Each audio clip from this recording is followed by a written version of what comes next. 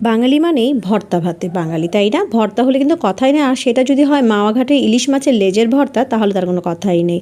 আসসালামু আলাইকুম, সবাই কেমন আছেন? সবাইকে ওয়েলকাম করছি মা বেটা খুনসুটির ব্লগে নতুন আরেকটা ভিডিওতে। মাওয়াতে গিয়েছিলাম, মাওয়াতে যে ইলিশের লেজ ভর্তা খাওয়া হয়েছিল, আর সেই লেজ ভর্তাটা কেমন করে বানানো হয়েছিল একদম সরাসরি আপনাদের সাথে আজকে শেয়ার করছি। দেখতেই পাচ্ছেন এখানে কড়াইতে হচ্ছে ওরা সরষের তেল ঢেলে দেয়, আর সরষের তেলটার সাথে কি করে একটু হলুদ আর লবণ মিশিয়ে সুন্দর করে মাছটাকে ভেজে নিল।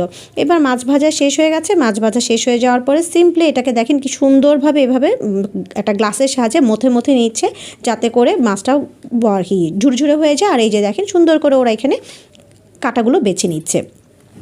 তো এইভাবে দেখলাম যে খুব দ্রুতভাবে তারা কিন্তু কাটা বেছে নিল। সো চাইলে আপনারাও কিন্তু এভাবে কাটা বেছে নিতে পারেন, কিংবা আপনারা বাসায় লেজ ভর্তা করার সময় কীভাবে লেজের কাটাটা বেছে নেন সেটাও কিন্তু চাইলে কমেন্ট করে জানিয়ে দিতে পারেন।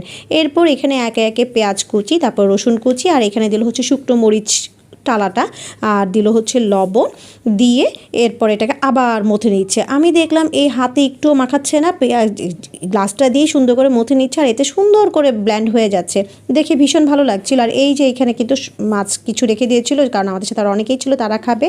আর কি করলো, সেই মাছের তেলটাই আবার এটার সাথে দিয়ে দিল, দিয়ে বাস শেষ হয়ে গেল। এটাই ছিল ওদের মতো।